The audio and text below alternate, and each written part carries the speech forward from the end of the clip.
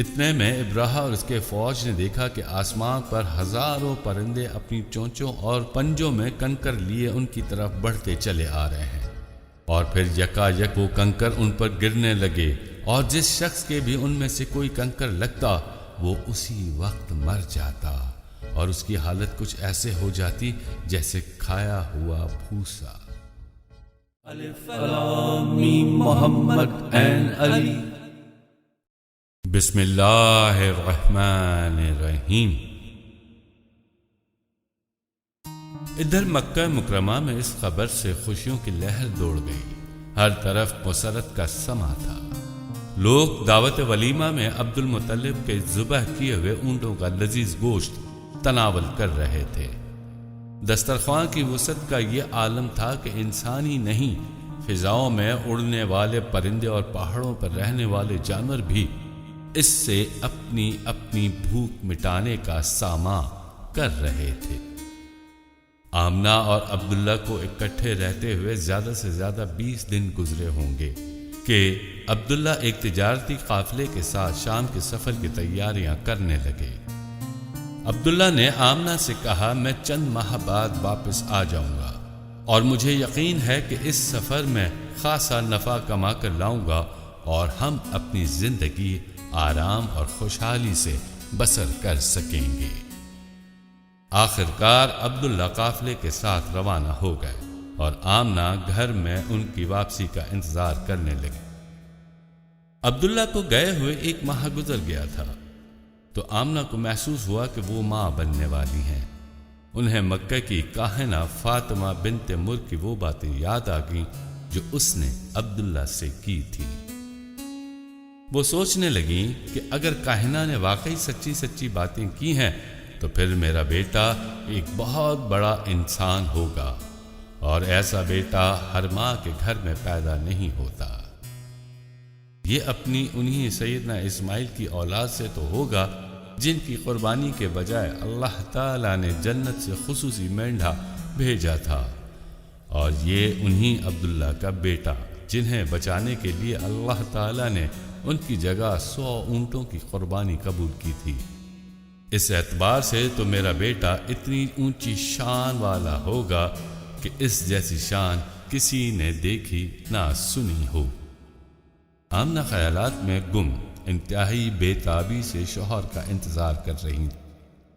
وہ چاہتی تھی کہ عبداللہ جلد از جلد واپس پہنچے تاکہ انہیں اپنے بیٹے کے بارے میں بتا سکیں جو اس دنیا میں آنے والا تھا۔ اس دوران میں انہیں معلوم ہوا کہ شام سے ایک قافلہ واپس آ رہا ہے۔ وہ یہ خبر سن کر ان کے دل کی بے تابیاں بڑھنے لگی۔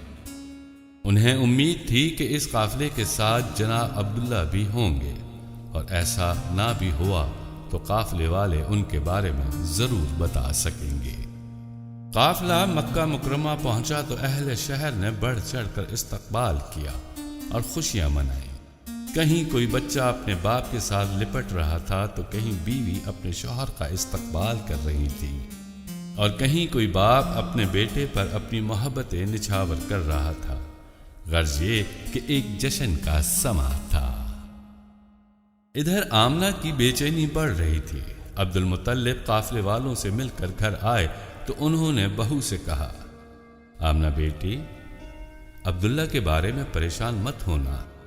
قافلے والے کہتے ہیں کہ عبداللہ واپسی پر یثرب پہنچ کر بیمار پڑ گیا تھا، لہذا انہیں آرام اور علاج کے غرض سے یثرب کے محلے بنی نجار میں ٹھہرا دیا تھا۔ خود ان لوگوں نے بھی رات وہیں قیام کیا تھا۔ میں نے حارث کو اس کا پتہ کرنے بھیجا ہے۔ امید ہے کہ وہ دونوں چند روز بعد مکہ واپس آ جائیں گے۔ حارث مدینہ پہنچے تو انہیں پتہ چلا کہ عبداللہ ان کے آنے سے پہلے ہی فوت ہو چکے ہیں، اور بنی نجار والوں نے انہیں اپنے قبرستان میں دفن کر دیا۔ وہ دل گرفتہ ہو کر مکہ لوٹ آئے۔ عبد المطلب نے اپنے بیٹے کے انتقال کی خبر سنی تو ان کی آنکھیں چھلک پڑیں۔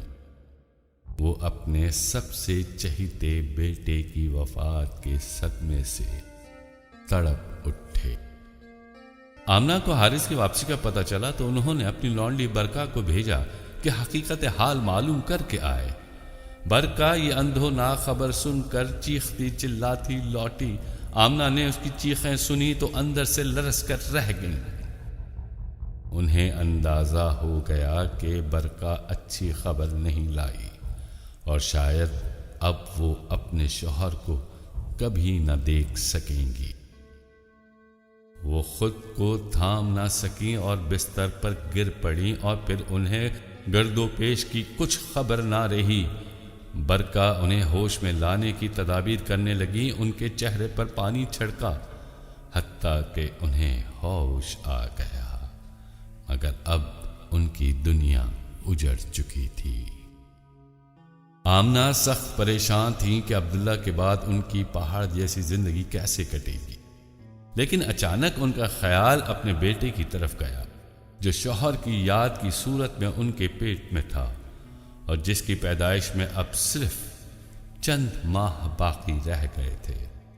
یہ خیال آتے ہی انہوں نے فیصلہ کیا کہ اب وہ اپنے بیٹے کے لیے زندہ رہیں گی، جس کے متعلق مکے کی کاہنہ فاطمہ پیشن گوئی کر چکی تھی۔ پھر ایک دن ایسا ہوا کہ عبد المطلب آمنہ کے پاس اس حال میں آئے کہ ان کے چہرے سے اضطراب جھلک رہا تھا۔ وہ آتے ہی کہنے لگے، آمنہ بیٹی، مکہ مکرمہ سے نکلنے کی تیاری کرو۔ آمنہ کہتی ہیں، ابا جان، ہم مکے سے کیوں نکلیں؟ عبد المطلب نے کہا، اس لیے کہ صنعا کا ظالم حکمران ابراہ چاہتا ہے کہ مکہ فتح کر کے کعبے کو ڈھا دے، قریش کو ذلیل کرے اور ان کی عورتیں قید کر لے اور مرد قتل کر دے۔ آمنہ نے کہا، تو کیا ہم یہاں سے جان بچا کر نکلیں اور اسے یہ موقع دیں کہ کعبے کو ڈھا دے؟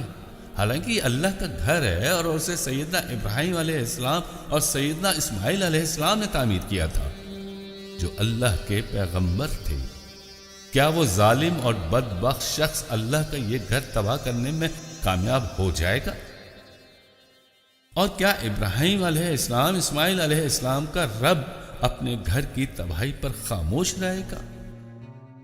عبد المطلب نے کہا، یہ کیسے ہو سکتا ہے؟ کعبے کا رب یقیناً اپنے گھر کی حفاظت کرے گا، وہ یقیناً اسے ظالموں سے بچائے گا۔ آمنہ نے کہا، مجھے یقین ہے کہ اللہ تعالیٰ میری گود میں ایک ایسا بیٹا دے گا جو مکہ مکرمہ اور تمام عرب کا سردار ہوگا۔ میرا بیٹا دنیا سے باطل کے اندھیرے مٹا کر ہر طرف حق کا نور پھیلائے گا۔ وہ دنیا سے برائیوں اور گمراہیوں کا مکمل طور پر خاتمہ کر کے حق کا بول بالا کرے گا۔ عبد المطلب نے کہا، تمہارا یقین کس بنیاد پر ہے؟ آمنہ نے کہا، ابا جان، مجھے کئی ایسے خواب نظر آئے ہیں جن سے میرے بیٹے کی عظمت کا پتہ چلتا ہے۔ میں اکثر خواب میں دیکھتی ہوں کہ ایک نور میرے اندر سے نکلتا ہے۔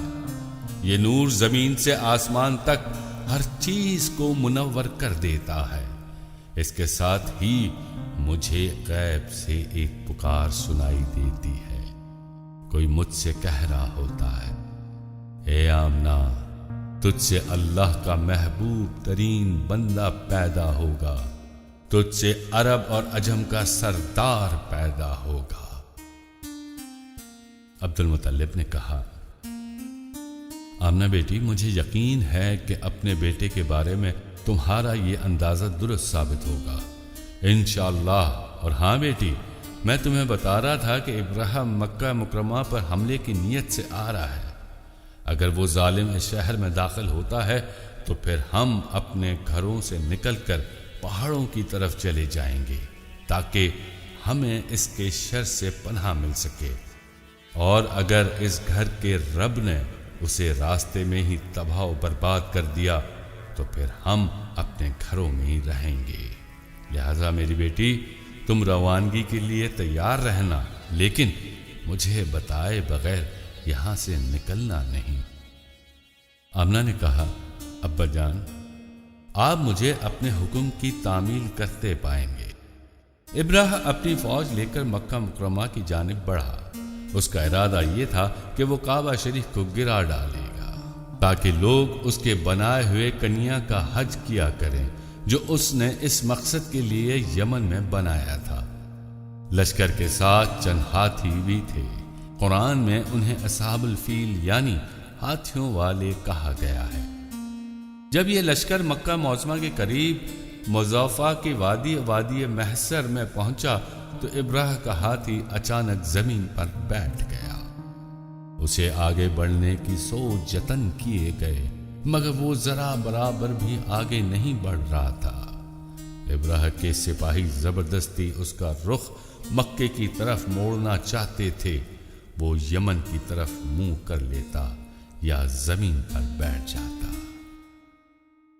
اتنے میں ابراہ اور اس کے فوج نے دیکھا کہ آسمان پر ہزاروں پرندے اپنی چونچوں اور پنجوں میں کنکر لیے ان کی طرف بڑھتے چلے آ رہے ہیں، اور پھر یکا یک وہ کنکر ان پر گرنے لگے، اور جس شخص کے بھی ان میں سے کوئی کنکر لگتا وہ اسی وقت مر جاتا، اور اس کی حالت کچھ ایسے ہو جاتی جیسے کھایا ہوا بھوسا۔ ایک کنکر ابراہ کے جسم پر بھی لگا جس سے اس کی عجیب حالت ہو گئی۔ کنکر لگتے ہی اس کے جسم کا گوشت تھوڑا تھوڑا کر کے گرنا شروع ہوا، یہاں تک کہ اسے یقین ہو گیا کہ اب اسے دنیا کی کوئی طاقت مرنے سے نہیں بچا سکتی۔ چنانچہ دیکھتے ہی دیکھتے ابراہ اور اس کے تمام ساتھی نیست و نابود ہو گئے۔ یوں اللہ تعالیٰ نے خود اپنے گھر کی حفاظت فرمائی۔ مکے والے ابراہ کے شر سے بچ گئے اور اس ظالم کی چال ناکام ہو گئی۔ قرآن کریم اس واقعے کا ذکر ان الفاظ میں کرتا ہے: کیا تم نے نہیں دیکھا کہ تمہارے رب نے ہاتھی والوں کے ساتھ کیا کیا؟ کیا اس نے ان کی تدابیر کو رد نہیں کیا اور ان پر پرندوں کے جھنڈ بھیج دیے جو ان کے اوپر پکی ہوئی مٹی کے پتھر پھینک رہے تھے؟ پھر ان کا یہ حال کر دیا جیسے جانوروں کا کھایا ہوا بھوسا۔ اس واقعے کو گزرے ہوئے ابھی 55 روز ہی ہوئے تھے۔ بنو مطلب کے سردار کی بہو آمنہ کے ہاں ایک بچے نے جنم لیا۔ یہ بچہ پیدا ہوا تو اس کی ماں کے جسم سے روشنی کی ایسی شعائیں نکلیں کہ اس سے سینکڑوں میل دور ملک شام کے محل بھی روشن ہو گئے۔ بی بی آمنہ نے خادمہ کے ذریعے اپنے سسر عبد المطلب کو پوتے کی ولادت کا پیغام بھجوایا۔ عبد المطلب نے پوتے کی پیدا ہونے کی خوشخبری سنی تو بہت خوش ہوا۔ آنن فانن یہ خبر پورے خاندان میں پھیل گئی۔ قبیلہ بنو عبد المطلب کے ہر فرد کو یہ خوشی تھی کہ عبد المطلب کے بیٹے عبداللہ کی نشانی پیدا ہوئی ہے۔ عبداللہ کے بڑے بھائی ابو لہب کو بچے کے پیدا ہونے کی خبر معلوم ہوئی تو اس نے مارے خوشی کے خبر سنانے والی اپنی خادمہ صوبیہ کو آزاد کر دیا۔ پیدا ہونے والے اس عظیم بچے کے دیگر چچاؤں کی خوشی بھی دیدنی تھی۔ عبد المطلب تو اس قدر خوش تھا کہ اس نے اپنے پوتے کو اٹھا کر سینے سے لگایا اور پھر جی بھر کر چومنے لگا۔ خود عبد المطلب بھی اپنے بچپن میں ہی یتیم ہو گیا تھا۔ یتیمی کا درد کیا ہوتا ہے وہ بہت اچھی طرح جانتا تھا۔ اپنے پوتے کو سینے سے لگائے اسے نہ جانے کیا سوچی، وہ کمرے سے نکلا اور بچے کو ہاتھوں پر اٹھائے خانہ کعبہ میں لے آیا۔ خانہ کعبہ میں پہنچ کر اس نے بچے کو جھولی میں ڈالا اور دعا کے لیے ہاتھ اٹھا دیے۔ اس خوشی میں سرشار عبد المطلب پوتے کو لیے واپس گھر آیا اور بچے کو اپنی بہو آمنہ کے پہلو میں لٹاتے ہوئے بولا: آمنہ، بچہ بہت پیارا ہے۔